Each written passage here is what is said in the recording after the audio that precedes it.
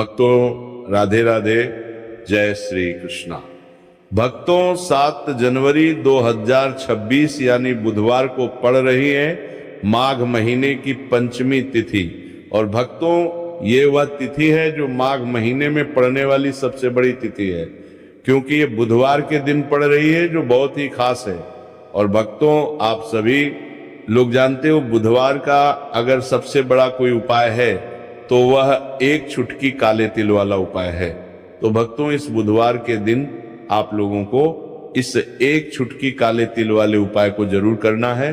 बहुत सारे लोग होंगे जिन लोगों ने इस उपाय को ना किया हो, मतलब पूरा साल निकल गया उन्होंने किसी भी दिन काले तिल वाले उपाय को ना किया हो, पर भक्तों आपके पास एक आखिरी मौका बचा हुआ है जो कि 7 जनवरी के दिन है। तो इस दिन आप लोगों को इस वाले उपाय को जरूर कर लेना है। भले ही आपने पूरे साल भर इस उपाय को ना किया हो, पर अगर आपने इस माघ महीने के बुधवार के दिन अगर इस वाले उपाय को कर लिया तो आपको इस उपाय को करने का वह फल मिलेगा जिसकी आपने कभी कल्पना भी नहीं करी होगी। इसीलिए आप लोग इस वाले उपाय को एक बार जरूर कर लेना है ताकि आप लोगों के हाथ से ये मौका ना जा सके और आपको इस उपाय को करने का फल मिल सके। भक्तों यह उपाय पूज्य पंडितों और गुरुओं ने अपनी अभी की ही शिव महापुराण, जो हमारे हिंदू धर्म के 18 प्रमुख पुराणों में से एक है, उसी महापुराण की कथा में बताया है, जिस उपाय को आज हम आपको बहुत अच्छे से समझाने वाले हैं। इस वीडियो को देखने के बाद इस उपाय को समझने के लिए आपको कोई और वीडियो को देखने की जरूरत नहीं पड़ेगी। तो चलिए भक्तों उपाय को शुरू करते हैं। देखिए ये इस माघ महीने बुधवार के दिन ये इतना खास होता है, इतना महत्वपूर्ण होता है। देखा गया है कभी कभी बड़े बड़े पूजा पाठ अनुष्ठान से जो मनोकामना पूर्ण नहीं होते, वह माघ महीने के बुधवार के दिन एक छोटे से उपाय करने से ही आपकी मनोकामना पूर्ण हो जाती है। और बहुत सारे लोगों ने इस उपाय को किया भी है और उनको इस उपाय को करने का फल भी जरूर मिला है। अगर आप लोग भी इस उपाय को करना चाहते हैं तो आप इस उपाय को पहले अच्छे से समझ लेना, सुन लेना, उसके बाद करना। आपको इस उपाय का फल जरूर मिलेगा और इस उपाय को कर लेने से आपके घर में चाहे किसी भी प्रकार की दुख और समस्या क्यों ना चल रही हो, आपको उसका कारण भी नहीं पता है कि भाई ये समस्या किस कारण से चल रही है। उसका कुछ भी कारण हो सकता है, जैसे पितृदोष हो सकता है या किसी भी तरह का मंगल दोष भी हो सकता है। तो इस दिन आप लोगों को ये वाला उपाय कर लेना है। ये एक ऐसा उपाय है जिस उपाय को अगर किसी विशेष दिन पर किया जाए तो भाई उस विशेष दिन का जो है वह तो हमें मिलता ही मिलता है, पर हमने उस दिन पर इस काले तिल वाले उपाय को किया है तो हमें उससे भी बड़ा फल मिलता है और फल बहुत जल्दी मिलता है, क्योंकि आप इस उपाय को बहुत ही बड़े और विशेष दिन पर कर रहे हो। तो चलिए अब उपाय के बारे में बात करते हैं, लेकिन उससे पहले आप लोगों को ये जानना आवश्यक है कि आखिर ये उपाय किस समय करना है, किसको करना है और कैसे करना है। तो चलिए हम आगे आपको वीडियो में एक एक करके बता देते हैं। लेकिन उससे पहले अगर आप लोग हमारे चैनल पर नए हैं तो हमारे चैनल को सब्सक्राइब कर लेना और इस वीडियो को लाइक करके कमेंट बॉक्स में श्री शिवाय नमस्तुभ्यम ओम नमः शिवाय जरूर टाइप कर देना। तो भक्तों इस एक चुटकी काले तिल वाले उपाय को हमें इस बुधवार के दिन कैसे करना है, किसको करना है, किस समय करना है और कहां पर करना है, ये सारे सवालों के जवाब आपको इस वीडियो में मिल जाएंगे। और जो ये वीडियो देखेगा भाई उसको एक चुटकी काले तिल वाला उपाय जरूर करना चाहिए, क्योंकि इस दिन काले तिल का भी बहुत ही बड़ा और विशेष महत्व होता है।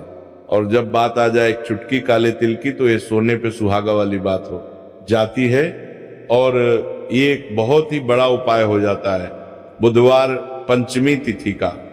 तो अब भक्तों इस काले वाले तिल उपाय को आखिर करना किसको है, सबसे पहले हम लोग वो बात जान लेते हैं। तो देखो घर की जो बड़ी माताएं बहनें होती हैं, उन माताओं बहनों में से कोई भी एक बड़ी माता बहन इस वाले उपाय को कर सकती है। और भक्तों अगर आप चाहे तो अपने घर में से सभी सदस्यों को भी इस उपाय को करवा सकते हैं। अगर किसी व्यक्ति की खुद की कोई मनोकामना है, खुद की कोई दुख और परेशानी है, जो कि वो अपने लिए ही करना चाहता है। इस वाले उपाय को तो वो खुद अपने लिए भी कर सकता है।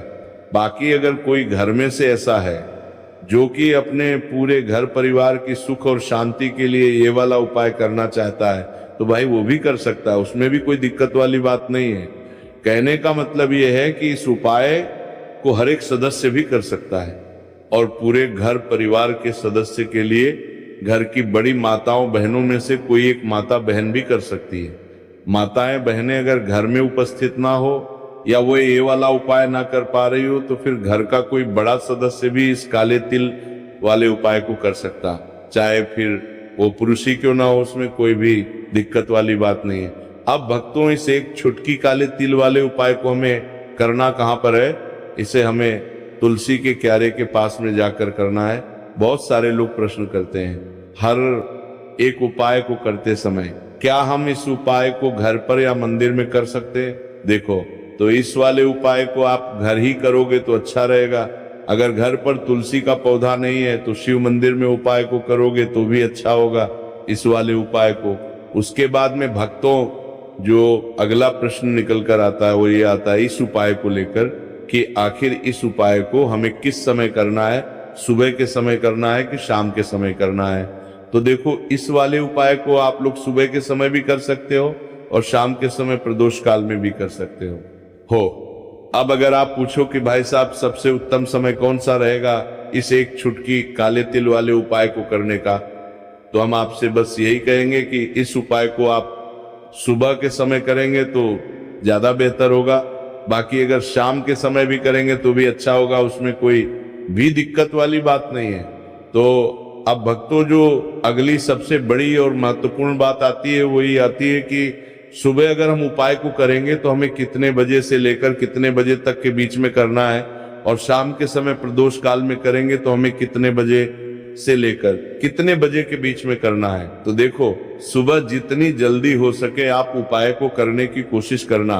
बाकी अगर किसी कारणवश लेट भी हो जाओ, थोड़ी देर भी हो जाए, तो 10 या 11 बजे तक भी आप उपाय कर लेना, पर 12 बजे से ज्यादा देरी ना हो, ठीक है? इस बात का ध्यान रखना। उसके बाद में भक्तों, अगर शाम के समय प्रदोष काल की बात करें, प्रदोष काल का जो समय होता है वह शाम के 6 बजे से शुरू हो जाता है। मतलब शाम के 6 बजे से लेकर 7 बजे के बीच का जो समय होता है, ये समय प्रदोष काल का समय होता है।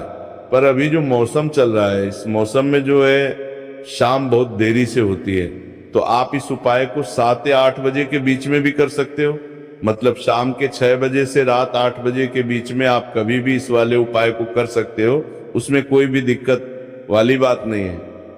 परंतु बुधवार के दिन कोशिश करना कि समय के अंतर्गत ही कर लो। किसी कारणवश ना कर पाओ तो थोड़ा देरी से भी कर सकते हो, आपको उपाय का फल जरूर मिलेगा। तो चलिए बात करते हैं हमारे पहले उपाय की। देखिए, इस उपाय के लिए आपको 2 दीपक लेने होंगे। दोनों ही दीपक आप मिट्टी के भी ले सकते हैं और दोनों ही दीपक आप शुद्ध आटा मढ़कर उनके भी तैयार कर सकते हैं। अब भक्तों, दोनों ही दीपक के अंदर आपको शुद्ध घी का प्रयोग करना होगा और एक दीपक के अंदर आपको गोल रुई की बाती का प्रयोग करना होगा और एक दीपक के अंदर आपको लंबी बाती का प्रयोग करना होगा। लंबी बाती वाले दीपक के अंदर आप मौली वाला जो धागा आता है कलावा का, उसकी बाती का प्रयोग भी आप लंबी बाती वाले दीपक के अंदर कर सकते हैं। देखिए, 2 दीपक वाला ये चमत्कारी उपाय केवल बुधवार की रात्रि में ही किया जाता है, इसीलिए आपको इस उपाय को बहुत ही ध्यान से समझना। इसी के साथ में आपको एक छुटकी काले तिल के दाने लेना है और इसी के साथ में आपको मात्र एक चुटकी हल्दी भी लेनी होगी। अब भक्तों, ये सभी सामग्री लेकर के आपको रात्रि के समय पहुंच जाना है अपने घर में, जहां कहीं भी तुलसी जी का पौधा, तुलसी माता का निवास स्थान है, वहां पर देखिए भक्तों, सबसे पहले तो आपके पास जो एक गोल बाती का दीपक, उसे आपको तुलसी जी के वहां पर प्रज्वलित करना है। दीपक को प्रज्वलित करते समय आपको ओम नमो भगवते वासुदेवाय इस मंत्र का 11 बार जाप कर लेना है। अब देखिए भक्तों, आप जो एक चुटकी काले तिल के दाने लेकर के आए हैं, उन्हें आपको अपने सीधे हाथ में रखना है और जो आपने गोल बाती वाला दीप प्रज्वलित किया है माता तुलसी जी के वहां पर, उसके ऊपर से आपको इन एक छुटकी काले तिल को घड़ी की दिशा में घुमाना है। आपको अपना नाम और अपनी गोत्र को बोल देना है और फिर आपको इन काले तिल को उससे जलते हुए दीपक के अंदर डाल देने हैं। देखिए, काले तिल भगवान विष्णु के पसीने से उत्पन्न हुए हैं और जब भी हम यह दीपक की रात्रि में प्रज्वलित करते हैं तो इससे हमें हमारे कर्ज में राहत मिलती है, हमारे जीवन में धन प्राप्ति के नए नए मार्ग खुलते हैं, हमारा अगर कोई भी कार्य रुका हुआ है तो वो भी परिपूर्ण होता है। देखिए, गोल बाती का जो दीपक है, विशेषकर हम माता तुलसी के वहां पर भगवान विष्णु और माता लक्ष्मी के निमित्त प्रज्वलित कर रहे हैं। इस प्रकार से आपको ये दीपक प्रज्वलित कर देना है। अब जो आपके पास लंबी बाती का दीपक है, एक छुटकी हल्दी है, तो इससे आपको लेकर के पहुंचना है अपने घर के मंदिर में। आपके घर के मंदिर में माता लक्ष्मी की जो भी प्रतिमा ही मूर्ति है, उनके सामने सबसे पहले तो आपको ये लंबी बाती का दीपक रखना है। फिर आपको दीपक को प्रज्वलित कर देना है। दीपक को प्रज्वलित करते समय आपको ओम महालक्ष्मी नमः इस मंत्र का जाप करते रहना है। अब भक्तों, आपके पास जो एक छुटकी हल्दी है, उसे आपको अपने सीधे हाथ में रखना है और इस एक छुटकी हल्दी को आपको उस दीपक के ऊपर से 11 बार घड़ी की दिशा में घुमाना है और आपको ओम महालक्ष्मी नमः मंत्र का जाप करते रहना है और इस एक छुटकी हल्दी को आपको उसे दीपक के अंदर डाल देना है। देखिए, एक छुटकी हल्दी वाला जो दीपक है आपके जीवन से दुर्भाग्य को समाप्त करता है, माता लक्ष्मी की आपको कृपा प्राप्त करवाएगा, धन प्राप्ति के आपके जीवन में नए नए मार्ग बनाएगा। देखो, अगला उपाय है, वो भी बहुत ज्यादा खास है। तीनों उपाय को आप जरूर सुनना, क्योंकि जो आपको अच्छा लगे वो उपाय आप कर सकते हैं। देखिए, इस उपाय के लिए आपको 2 हरी इलायची लेनी होगी। हरी इलायची आपको साबुत लेनी है, खंडित नहीं होनी चाहिए। और इसी के साथ में आपको मात्र थोड़ा शहद लेना है। शहद आपको मात्र आधा चम्मच या फिर उससे भी कम ले लेना है। और इसी के साथ में आपको एक दीपक ले लेना है। दीपक आप चाहे तो मिट्टी का भी ले सकते हैं और आप चाहे तो शुद्ध आटा मढ़कर उसका दीपक भी आप तैयार कर सकते हैं। इस दीपक के अंदर आपको मौली का जो धागा आता है कलावा का, उसकी बाती का प्रयोग करना होगा। यानी कि इस दीपक के अंदर आपको लाल रंग की बाती का प्रयोग करना होगा और इस दीपक के अंदर आपको शुद्ध घी का प्रयोग करना होगा। अब ये सारी सामग्री लेकर के आपको अपने घर में जो भी मंदिर है वहां पर पहुंच जाना है और आपको माता लक्ष्मी के किसी भी स्वरूप के सामने बैठ जाना है। अगर माता लक्ष्मी की फोटो है, माता लक्ष्मी की प्रतिमा है, तो उनके सामने आपको बैठ जाना है। अगर माता पार्वती की प्रतिमा है तो उनके सामने आपको बैठ जाना है। यानी कि किसी भी माता के स्वरूप के सामने आपको बैठ जाना है। अब देखिए, सबसे पहले तो आपको माता रानी के सामने थोड़ी सी चावल की ढेरी बना देनी है। यानी कि थोड़ी सी अक्षत के दाने आपको माता रानी के सामने रखना है। उसके बाद आप जो एक दीपक लेकर के गए हैं, उस दीपक को आपको उन्हीं चावल के दानों के ऊपर रख देना है और फिर इस दीपक को आपको माता रानी के सामने प्रज्वलित कर देना है। देखिए, इस दीपक को प्रज्वलित करते समय आपको ओम महालक्ष्मी नमः इस मंत्र का लगातार जाप करते रहना है। दीपक को प्रज्वलित करने के बाद आप जो 2 हरी इलायची लेकर के गए हैं, उसमें से एक हरी इलायची को तो आपको उसी दीपक के अंदर डाल देनी है और वहीं पर आपको कम से कम 21 बार ओम महालक्ष्मी नमः इस मंत्र का जाप कर लेना है। अब आपके पास जो शहद है और एक हरी इलायची है, उसे सीधे आपको लेकर के पहुंच जाना है भगवान शिव के मंदिर में। पूज्य गुरु जी ने बताया है कि ये उपाय आपको सिर्फ और सिर्फ सुबह के समय ही करना होगा। सुबह को जब भी सूर्योदय का समय होता है तो उसके बाद आपको ये उपाय करना है। लेकिन सबसे पहले तो आपके पास जो एक हरी इलायची है, उसे आपको उस शहद के अंदर अच्छे से डुबो देना है। यानी कि शहद का लेपन उसे हरी इलायची के ऊपर चारों तरफ आपको कर देना है। अब ये जो शहद से युक्त हरी इलायची है, इससे आपको भगवान शिव के शिवलिंग पर अर्पित कर देनी है और आपको वह श्री शिवाय नमस्तुभयम इस मंत्र का लगातार जाप करते रहना है।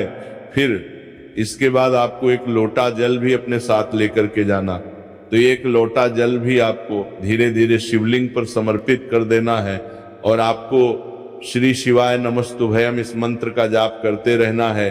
फिर इसके बाद आपको अपने घर आ जाना है। इस प्रकार से आपको ये उपाय कर लेना है। तो चलिए भक्तों, जान लेते हैं पूज्य पंडितों और गुरुओं द्वारा बताए गए तीसरे उपाय के बारे में। देखिए, इस उपाय के लिए आपको लेना है 11 चावल के दाने।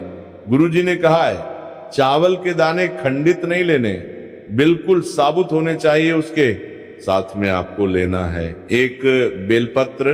बेलपत्र का भी एक नियम है, अगर आपके पास बेलपत्र नहीं है तो आप शिवलिंग से उठाकर उसको पुनः शुद्ध जल से धोकर इस्तेमाल कर सकते हैं। इस प्रकार आपको बेलपत्र लेना है। इसके बाद आपको एक लोटा जल लेना है। अब ये सब सामग्री लेकर आपको जाना है महादेव के मंदिर में। देखो, अब आपको उत्तर साइड में खड़े हो जाना है और सबसे पहले आपको एक बेलपत्र अपने हाथ पर और 11 चावल दाने रखकर शिवलिंग के ऊपर अपना नाम और गोत्र बोलते हुए समर्पित कर देना है और ओम नमः शिवाय श्री शिवाय नमस्तुभ्यम का लगातार जाप करना है। अब आपको जो एक लोटा जल साथ में लेकर आए थे, उसे धीरे धीरे बेलपत्र और चावल दाने के ठीक ऊपर आपको समर्पित करते जाना है और शिव पुराण के मूल मंत्र श्री शिवाय नमस्तुभ्यम का 11 बार जाप करना है और अपनी मनोकामना बोलते जाना है। देखो, बस छोटा सा उपाय करना है,